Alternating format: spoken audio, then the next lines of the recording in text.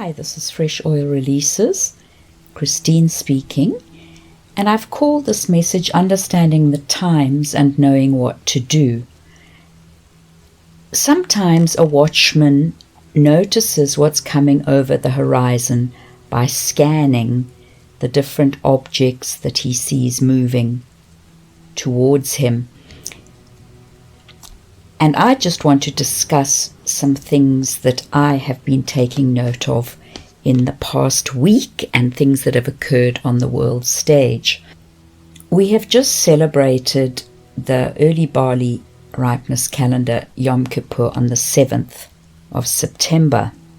Now I have been watching and praying concerning the crash of the world financial system and the many things that are going to unfold as judgments begin to be unleashed in the earth.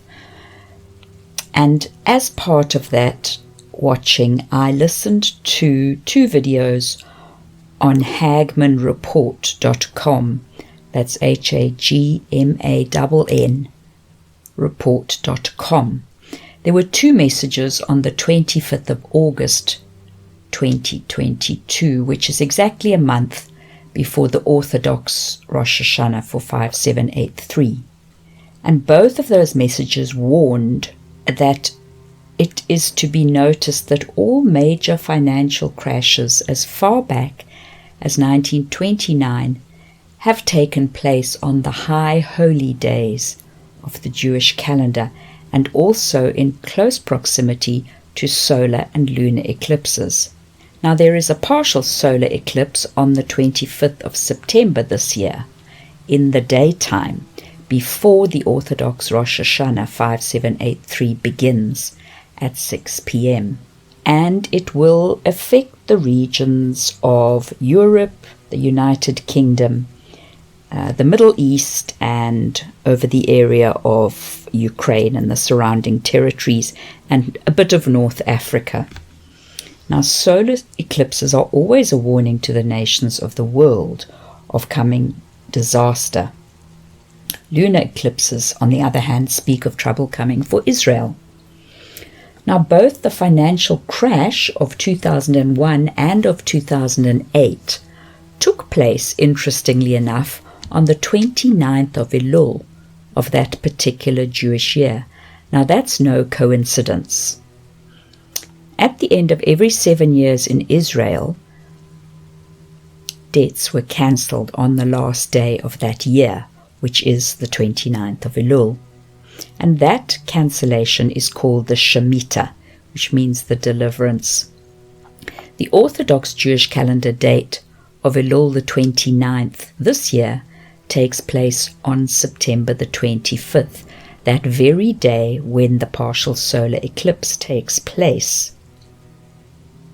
And 5782 was a Shemitah year.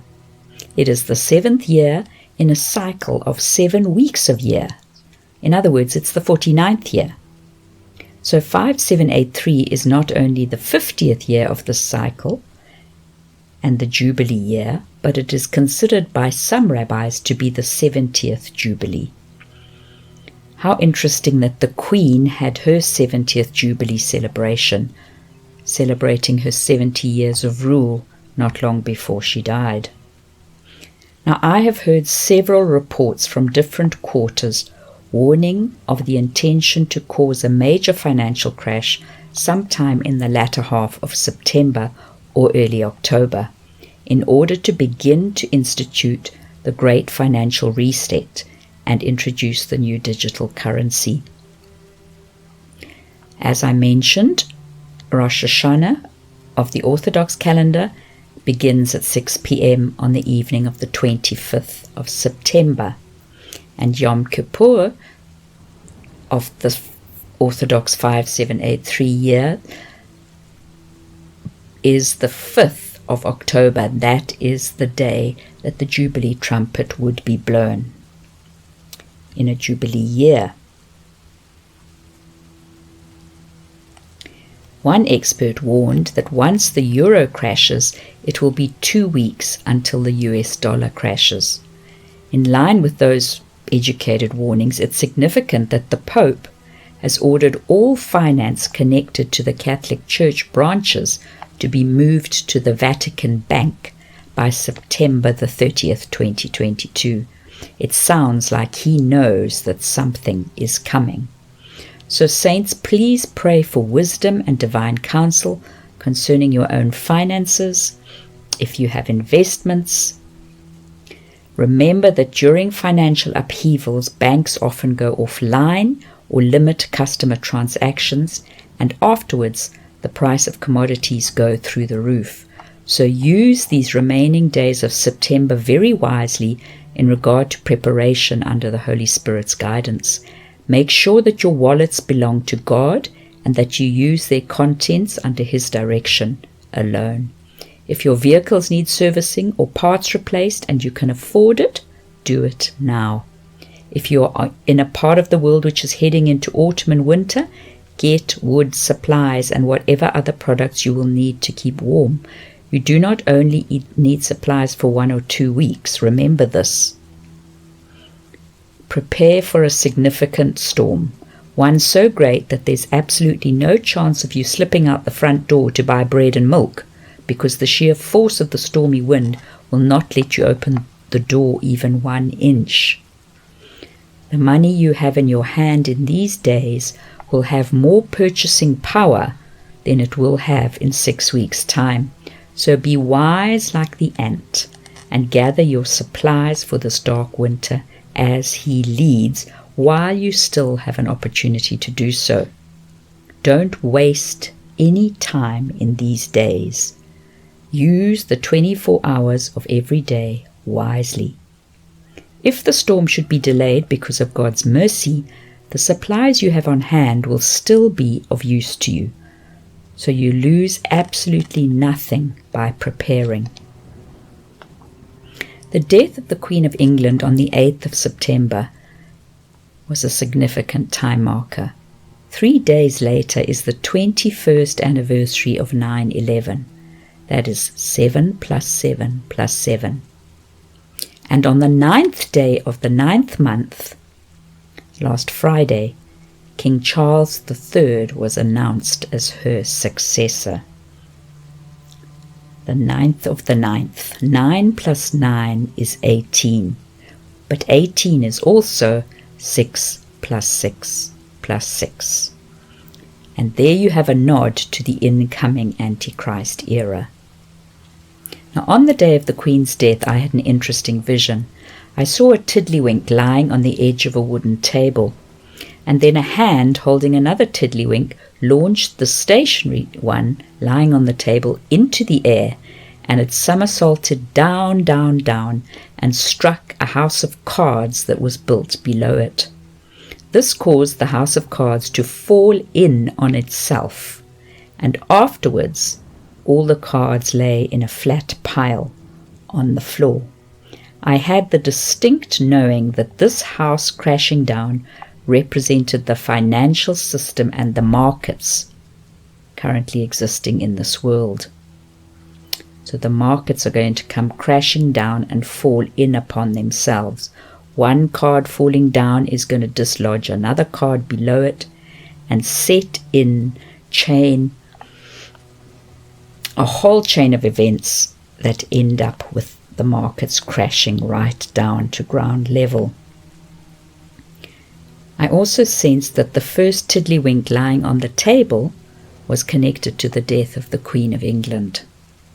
Tiddlywinks is an idle and trivial game, and the scene I witnessed suggests that a hand will set in motion some form of movement that seems unimportant when you view it, but it will have devastating consequences to the financial systems of this world.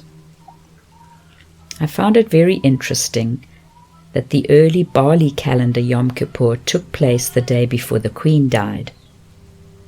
It's almost as if we were tucked right into the bridal chamber just in time. I had mentioned that I felt that the significance of these early celebrations were in order to prepare and equip a forerunner company who would then be found fully ready at the appointed time. Now, knowing that the Illuminati pay attention to the Orthodox Jewish calendar, and that the Queen and Prince Charles have claimed to be direct descendants of King David,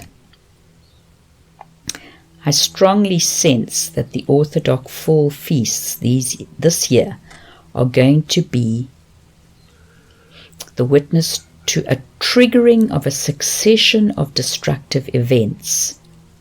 Just before the Queen's death was announced, a double rainbow appeared over Buckingham Palace. Some saw it as a sign of God's evident favour and blessing on the life of this Queen, but I would like to point out that the rainbow is connected to Noah's flood.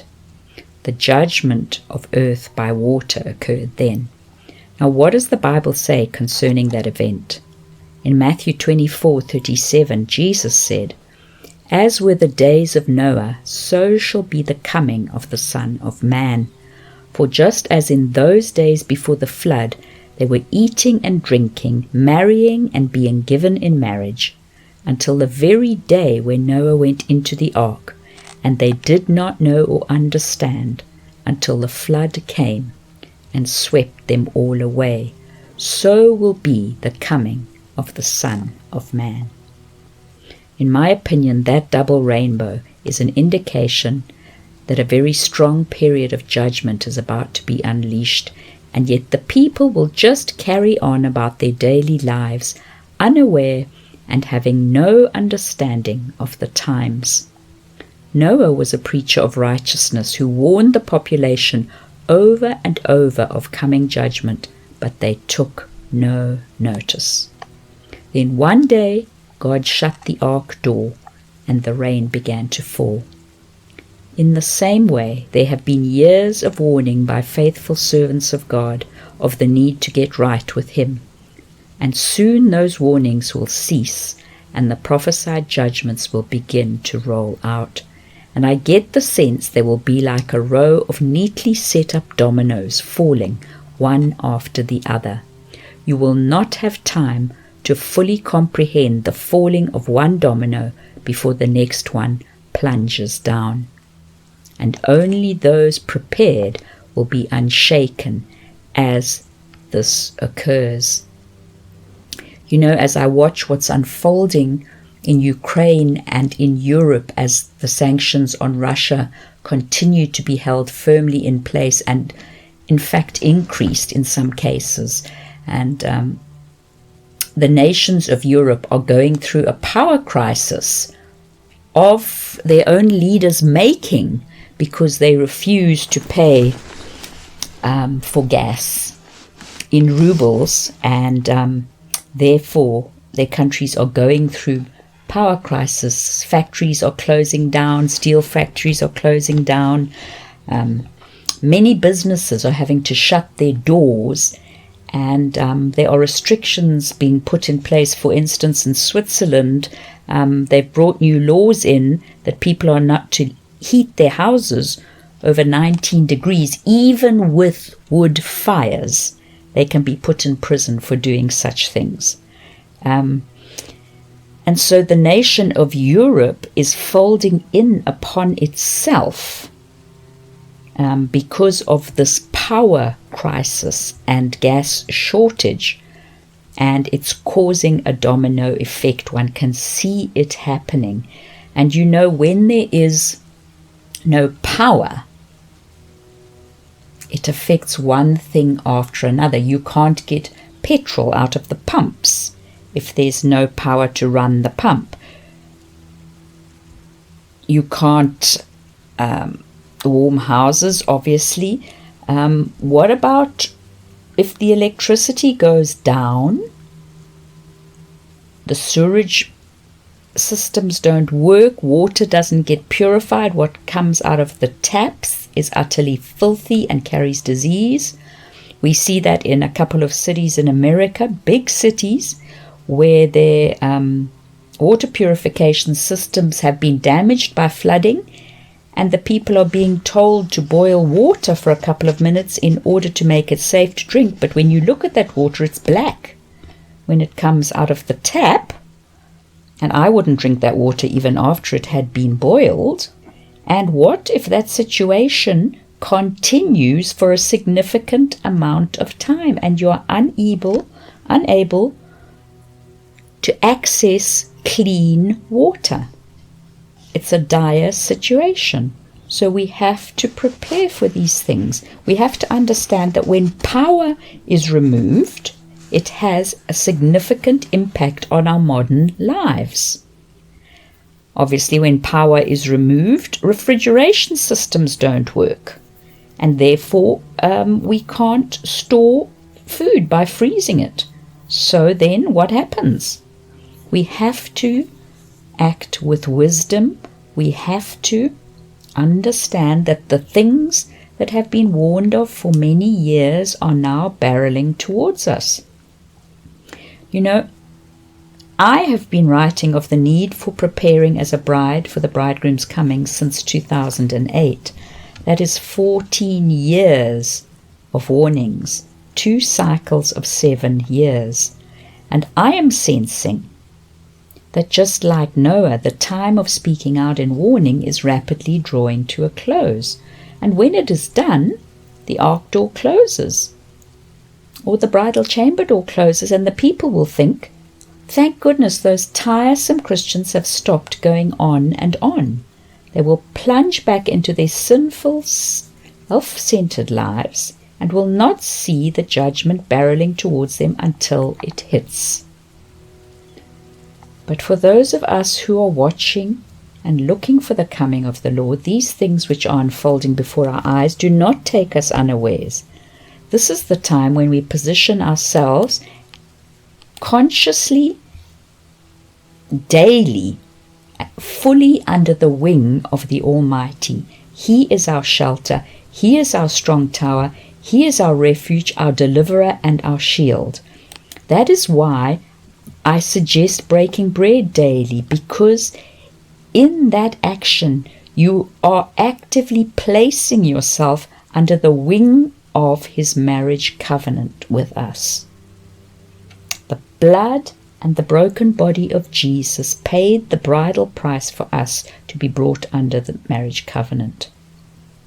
You know, on Friday, the 9th of September, I was driving around and a car passed me with a number plate which read Bulwark. And I was amazed by that. It was such a confirmation to me of what I've been thinking of, hiding ourselves in the Lord. A bulwark is a fortress, a strongly guarded and safe place, and it is stocked with provision. God is our bulwark during the storm that is about to be unleashed. So, precious saints, please prepare prayerfully for this time. God is our strength and our shield. You can't stand in your own strength. Humanly speaking, one's not able to survive what is going to be unfolding in the weeks and months ahead. You know, the New World Order's motto is out of chaos, order. But they create the chaos in order to make people so desperate that they open their arms to their form of order that they want to institute. So we have to be wise, we have to be alert, and we have to be aware of what is going on. You can't put your head in the sand and say, oh, He's coming to take us out of here. We're not going to go through any of this. It's the people who get saved during the tribulation that are spoken of in Revelation. No, it's not. Jesus very clearly said, after the tribulation of those days, He will send His angels and gather His elect from the four corners of the earth. The pre-trib rapture doctrine is a doctrine of demons because it keeps the church completely and utterly unprepared for what comes upon the earth.